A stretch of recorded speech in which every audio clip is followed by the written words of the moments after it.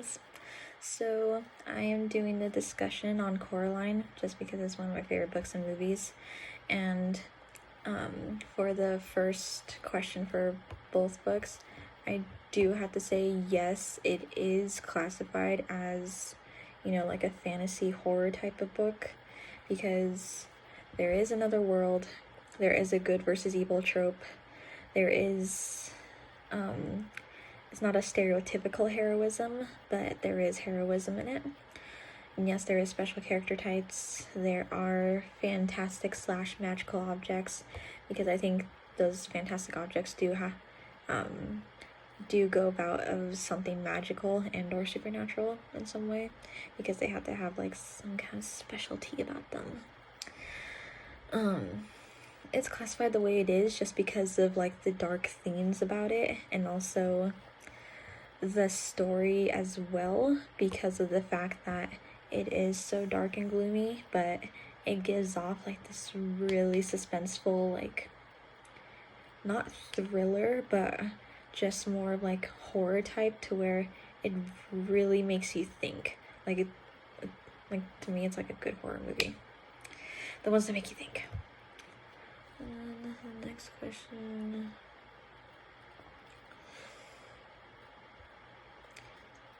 Well, I guess I already answered the one about classified as horror.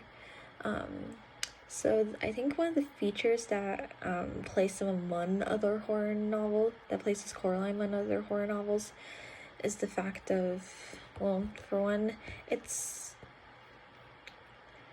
not exactly child friendly.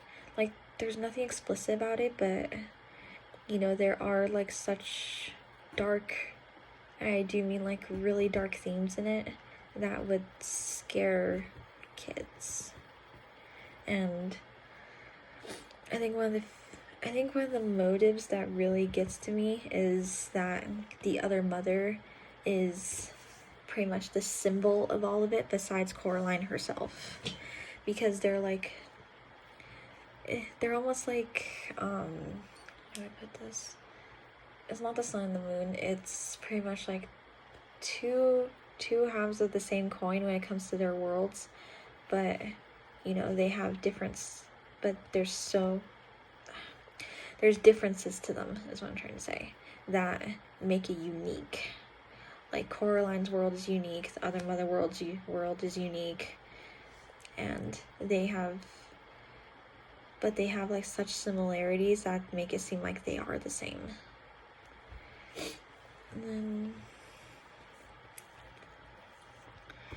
the other world tells us about Coraline and what she wishes for, in the form of that her parents are paying attention to her. Her neighbors are more, I guess you could say, like, approachable in a way, or I guess like more entertaining, because they are older people, like Mr. Bovinsky and Miss Forcible, and I forget the other lady's name. But yeah. And then what she wishes for, I think just because that it's hard to know what she wishes for, because her parents seem like they're neglectful of her, but at the same time they do still care for her. But I think she wants that care and loving nature to be more evident. Like, a lot of the focus should be on her and what she wants and what she needs, essentially like any other child.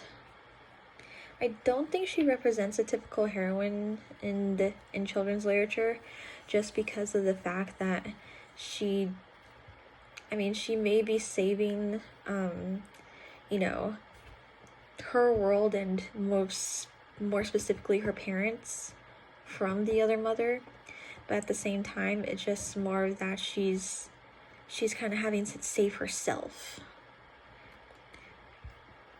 I think that's what makes her so different, is that she's doing it like half for other people and then the other half for selfish reasons.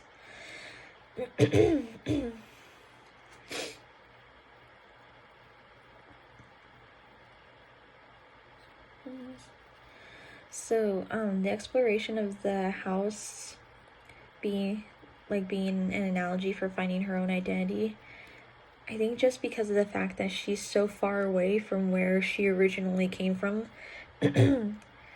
which is Michigan, and I don't know what state she's necessarily in when she moves, but she's having to go through so much adaptation so fast and so suddenly. But it's like after talking to her parents, after talking to the neighbors, after talking to the ghost children, after talking to the other mother and other father, and other counterparts of the neighbors, it's just, I think she starts to find her identity through those obstacles that she has to face. And also, when she starts to figure out that the other world seems too good to be true, which, it was with a lot of cases, because then that could apply to the analogy, or the saying, actually, of, oh, be careful what you wish for, because this is definitely a case of that, because she loves this perfect world so much, but then again, when the other mother asks her, like, to sew the buttons in her eyes so she can stay, she automatically says no, and then starts to see the difference as to why this other world is too good to be true. At least a little bit. The other mother is compared to a spider just because she has done this before, and she's like a black widow necessarily, because it's like she lures, well, I guess, like, in this case, it's not men, it's children that she's luring in with all these promises, all this perfect world, and all these fun things they can do, and all they have to do is sew the buttons in their eyes. And then it's like, once they do accept that, and once, they agree to that promise, then, like any other spider with their prey, they eat them. And that's kind of what's terrible about this, is that, these kids sacrifice their lives and, their own identities as those children that they used to be, for all those, luxuries and riches and nice things, and attention, really, because they're not much different from Coraline, because they could have been in the same exact circumstances as their, in their own families, even though one of them was Miss Forcible's sister. Though, you just never know. It could have applied to her sister as well, but she may not have been as lured in as the ghost's sister was. And then, what's good about the names playing a role for identities, especially because of the fact that in Coraline's regular world, we know pretty much everybody's names, but then the other world, they go by, oh, this is the other mother, other father, other Mr. Bobinski, other Miss Forcible, and, ghost children, because they're not, I think, because of the fact that there is no name to them. It's because of the fact that they are just the minions of the other mother. So those identities are irrelevant compared to what goes on between Coraline and the other mother, especially when she challenges her to that game of finding the ghost children's eyes by herself, along with the cat.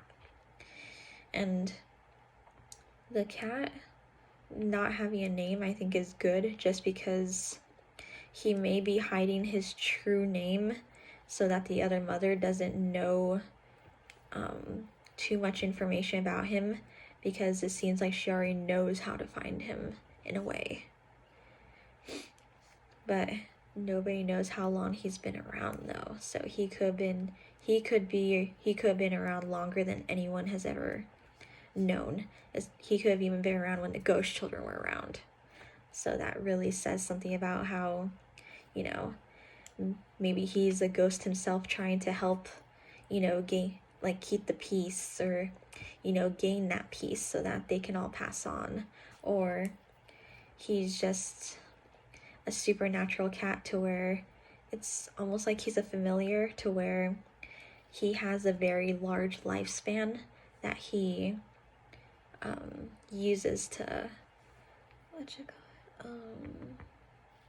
to live so long. Thank you.